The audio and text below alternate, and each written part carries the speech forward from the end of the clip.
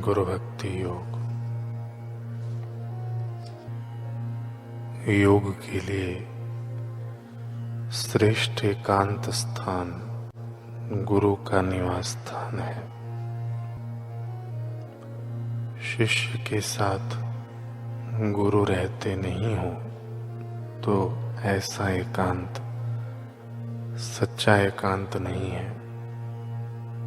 ऐसा एकांत काम और तमस का आश्रय स्थान बन जाता है।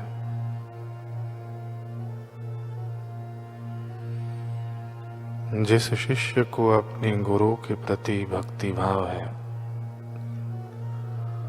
उसके लिए तो आदि से अंत तक गुरु सेवा मीठे शहद जैसी बन जाती है।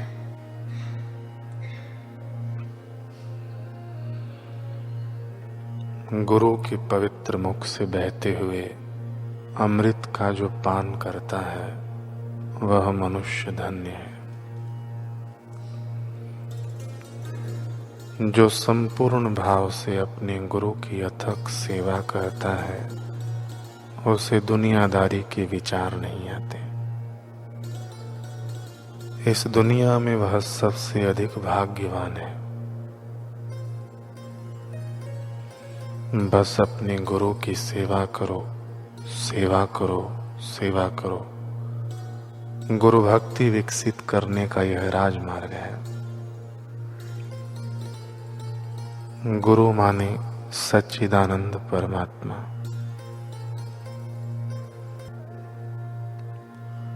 किसी शिष्य ने अपने सद्गुरु से पूछा कि एक ही गुरु से किसी शिष्य को कम तथा किसी को अधिक लाभ क्यों मिलता है? गुरु एक ही है तो लाभ भी समान होना चाहिए। सद्गुरु ने कहा, वत्स, इस नगरी के गली मोहल्ले और रास्तों को तुम जानते हो? हाँ गुरुदेव, जानता हूं।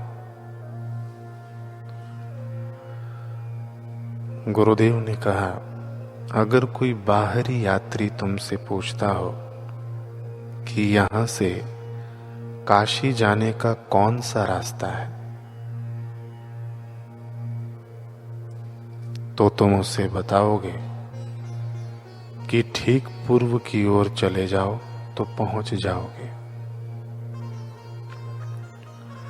एक अन्य यात्री भी आके तुमसे यही पूछा कि श्रीमान, मुझे काशी जाना है, किस दिशा में जाऊं? तो उसे भी तुम वही दिशा बताओगे।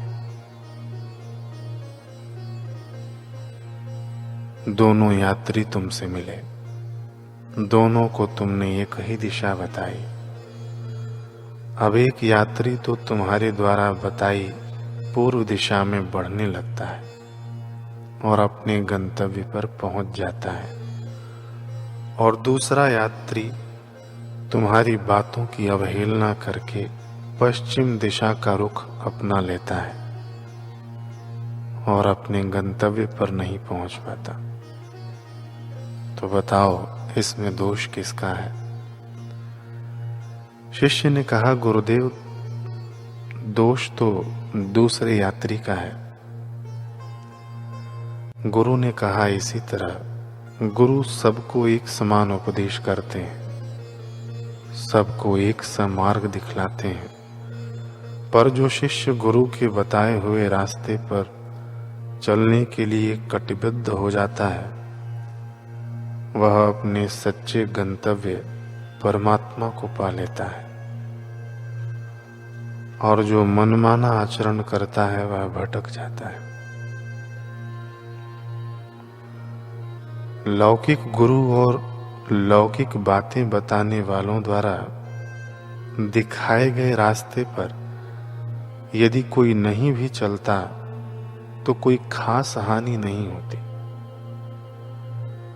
लेकिन सद्गुरु द्वारा बताए गए मार्ग से जो विमुख हुआ है उसे ऐसा बड़ा घाटा होता है कि उसे 84 लाख योनियों में भटकने पर भी मंजिल नहीं मिलती। वेदांत के शास्त्र, सतशास्त्र, भगवान और ब्रह्मवेत्ता सद्गुरु हमें एक ही परम मंगलकारी मार्ग बताते हैं। उनके अलावा जिस किसी के भी बताए मार्ग पर चलना स्मशान के रास्ते चलना है,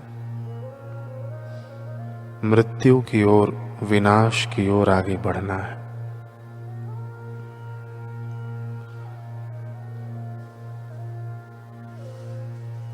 अमरत्व तो एकमात्र वेदांत के ज्ञान और वेदांत वाक्यों के अनुभव के मार्ग पर चलने से ही मिलता है।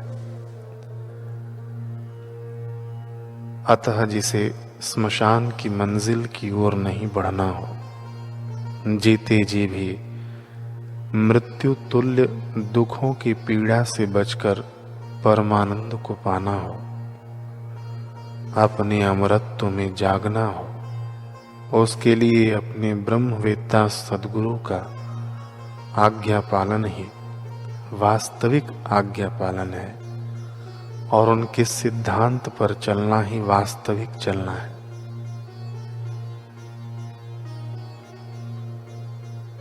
जो अपने तत्ववेत्ता सद्गुरु के मार्ग पर नहीं चलेगा, वह विनाश, मृत्यु, शोक, भय, अशांति की खाई में जरूर जरूर गिरेगा, क्योंकि सर्व दुखों की निवृत्ति और परमानंद की प्राप्ति ही सबका एकमात्र लक्ष्य है और इस लक्ष्य की प्राप्ति कराने वाला अहम ब्रह्म परम धामम,